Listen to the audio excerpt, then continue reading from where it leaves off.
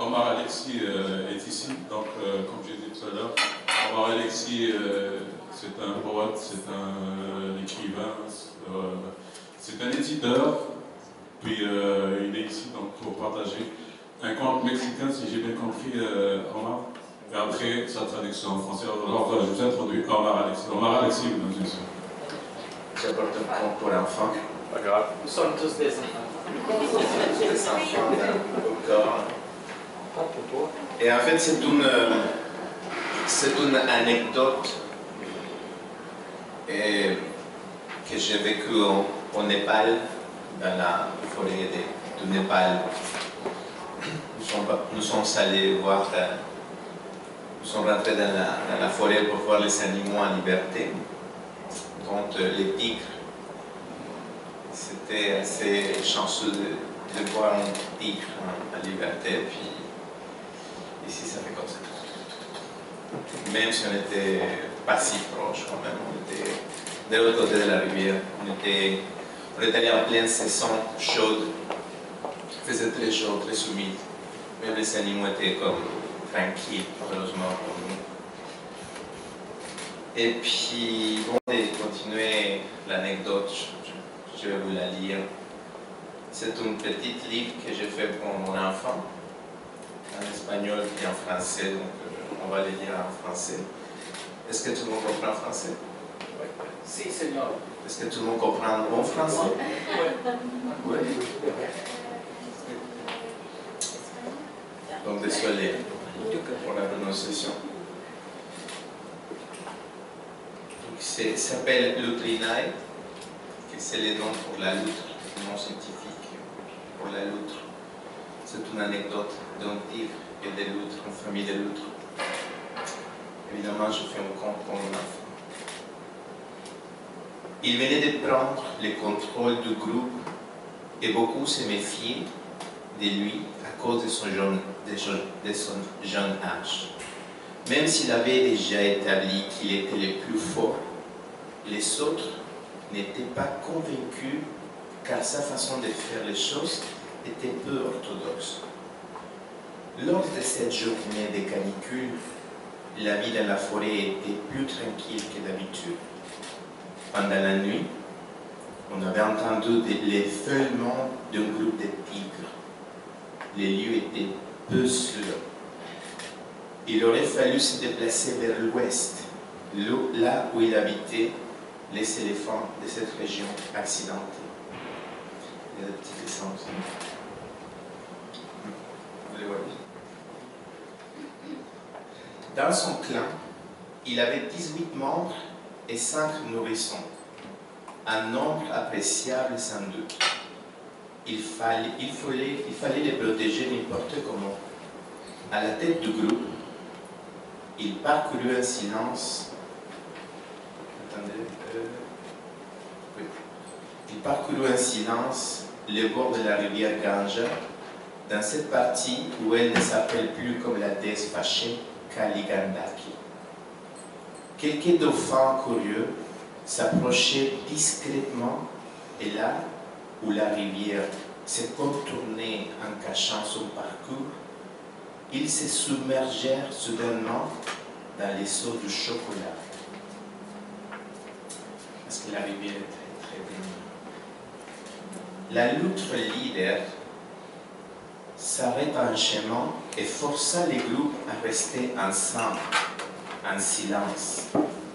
Il s'avança lentement Un membre expérimenté les suivit. Tout à coup, il s'arrête à sec.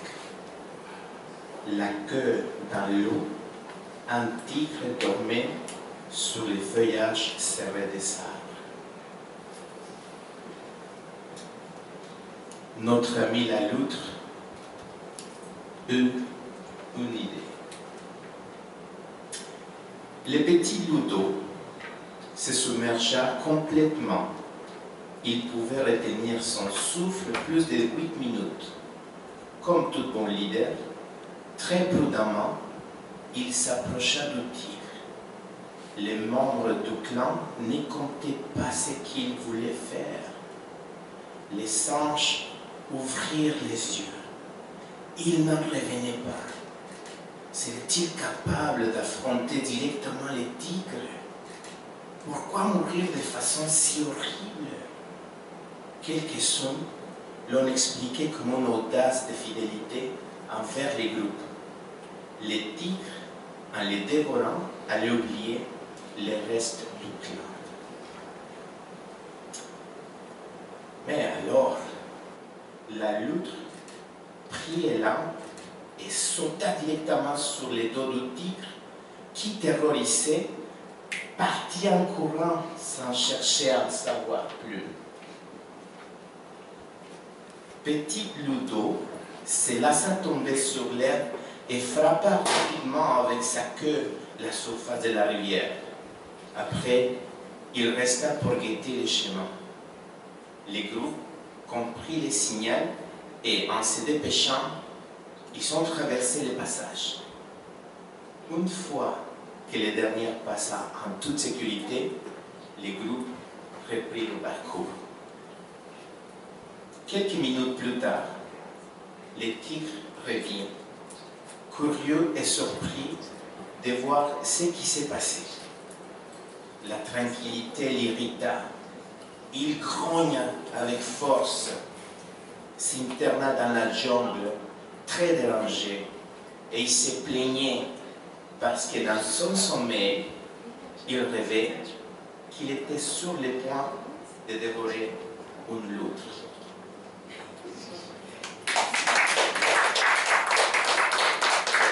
Donc ça c'est une histoire vraie.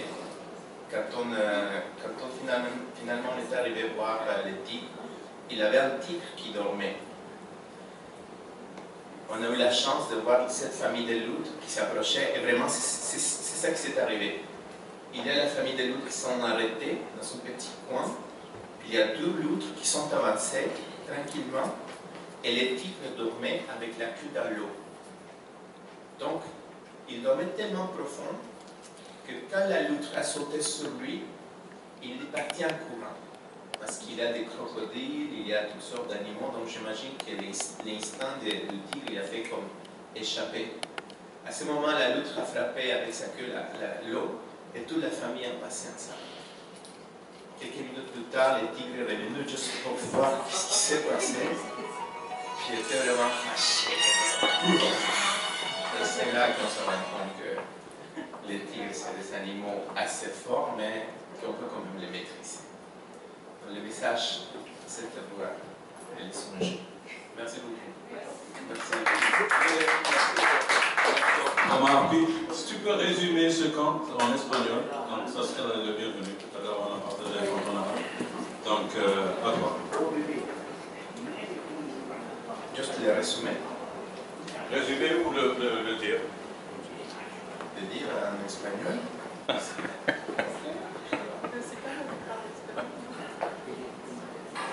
Les archives. Acababa de ganar el mando del grupo y muchos lo veían con desconfianza debido a su joven edad. Aunque ya había demostrado ser el más fuerte, a los demás no les convencían sus métodos poco ortodoxos para hacer las cosas. Ese día bochornoso, la vida en la selva estaba más tranquila que de costumbre. Se había escuchado durante la noche un grupo de tigres. El lugar era poco seguro y lo mejor sería desplazarse hacia el oeste cerca del accidentado paisaje de elefantes. En su clan había 18 miembros, 5 crías, un buen número sin lugar a dudas, habría que protegerlo como dice el lugar. Se lanzó a la cabeza, recorriendo silenciosamente la orilla del río Ganga, en esa parte donde dejaba de llamarse como la diosa enfadada Kali Gandaki. Algunos delfines curiosos se acercaron tímidamente y donde el río gritaba ocultando su cauce, súbitamente se sumergieron en las aguas achocolatadas.